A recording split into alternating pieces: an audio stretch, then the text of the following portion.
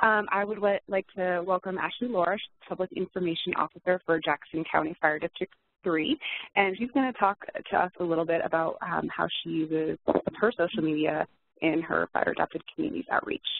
So Ashley, go ahead and unmute yourself, and I will run the slide for you, so just cue me when you need to switch slides. Okay, great. Can you hear me?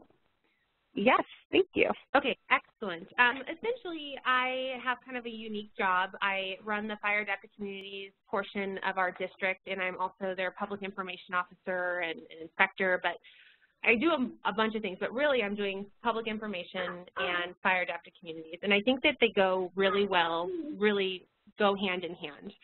And first of all, we want to reach our audience. Obviously, we all want to get our message out instantly, and then we also want to get it out to the media, which is our best free advertisement that we can not purchase. Our specific county really has a revolving door. So typically the media that comes in has had one other, they've either come right out of college or they've had one other job before they've come here. So they're really eager, really jump on a lot of different stories. They love the fire department. We've done a really good job of trying to make that relationship work. We hold a social media day every year to kind of introduce ourselves. So we were kind of doing things different before I got there. We were really using Facebook, and I think the presenter before me, Lee, had said something about Twitter being the way that they reach kind of their news or their emergency services. And so we've really started moving. We go a lot with Facebook because that's just our target audience, but we've really been moving into Twitter, and that's how we found that we really reach our media the best way possible. We also use YouTube. So a bunch of different platforms, Instagram, Pinterest, YouTube, Vine. There's all these different types of social medias out there.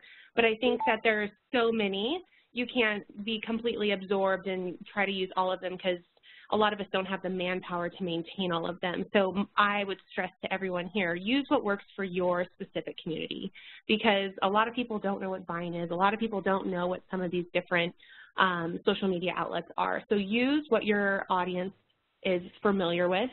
I've tried a couple different things and haven't been very successful, so it's always nice to, you know, try something and put it out there. If it doesn't work, you don't have to use it, but use what your audience is going to actually go to on a daily basis. And so for us in Jackson County, that's really Facebook and it's Twitter. Before I get a little bit more into that, I pulled some stats which I thought were pretty good, and unfortunately this, the one on the right, it says January 2015. There is a 2016 one that just came out, but still really, really relevant. So if we start on the left, 42% of mobile consumers use their phones. And so I can't go to a meeting anymore. I don't know about you. If we're in a meeting, like half the people are on their phone the majority of the time. We're connected all the time. We're checking emails, we're texting, we're communicating that information that needs to be done right away. And so we need to make sure that even though it can be frustrating at times because we're always connected and it sometimes feels like we can't get disconnected, we need to know what's really working. And so everyone has their cell phone tied to them. It's just going. Social media has grown 356% in the last 6 years. That is crazy. And the first presenter again said, you know, that population over 50. 3 years ago, that population, 3 to 5 years ago, that population had nothing to do with social media. But to our benefit now, that 50 and older population wants to stay connected with their kids and their grandkids. And they want to know what their son's doing at the fire department and what he's responded to.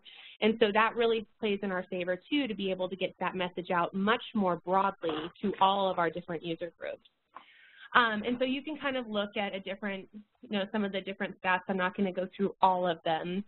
But I just thought that these were really, really interesting graphics to be able to look into. You know, we've got billions of people, but look at how many are actually using the different social media and digital medias that we have available. So let's capture that for our specific audience. Okay, we can go to the next one. Okay, so biggest things for us, we respond, we do everything. So I post if I have a new Firewise community on Facebook.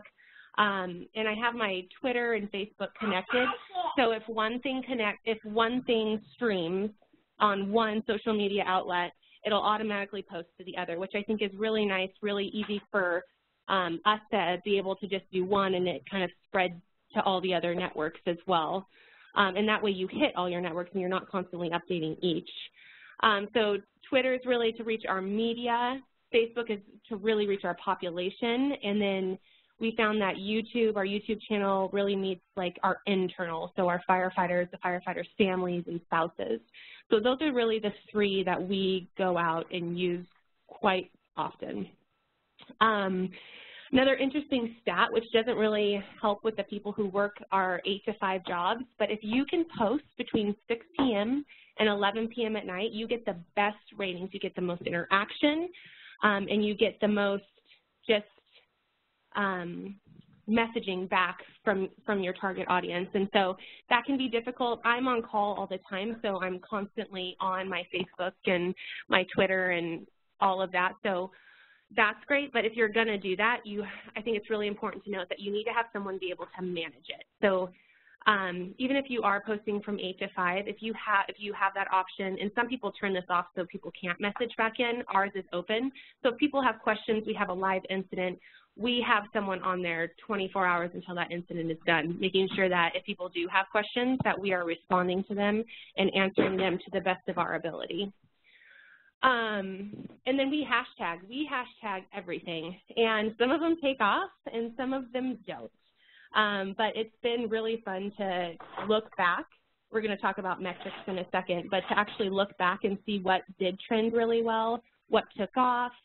One of our most significant events that happened this year is we have a historic mill, the Butte Creek Mill in Eagle Point, and it burned down, accidental causes, electric.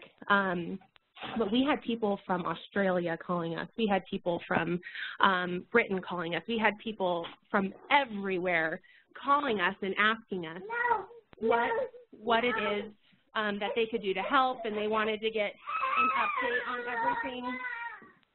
And so that was really helpful in hashtagging. They were able to find what the latest update was and kind of stay really in tune with what we were doing.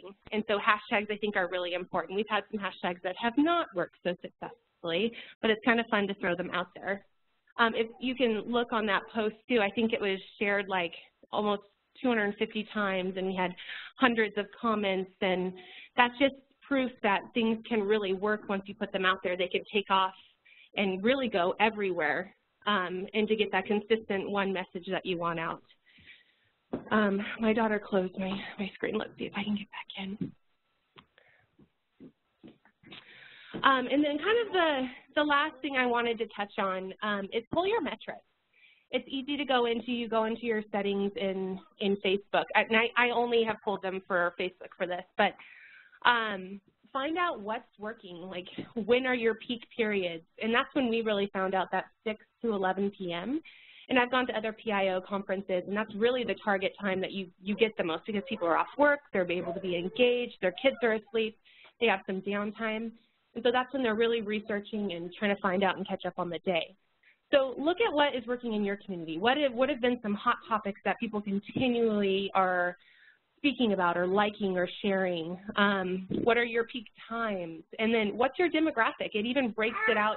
Like if you have a big district, it'll break out like what cities within your district are doing the most and are the most involved. And so that was really eye-opening when I was able to be able to go in and kind of decipher where I'm supposed to be at and kind of tailor my messages to those people specifically. So yeah, just it can make a huge difference. And I'm looking at our Butte Falls or our Butte Creek Mill post again, and it was actually shared closer to 700 times, and there were almost 250 comments. And then it actually says on there were 65,000 people reached in a day, but that was later on in the day. It reached over to up to 100,000 people it had reached. So what a huge impact that can make just from one post and keeping it updated and making sure people are commenting. It's really, really important. So that's kind of the piece that I had. If you guys have any questions, I put my email on the front, or if we have time later on, I can answer some of those too. But just try to really dig in to see what works for your community. Great. Thank you so much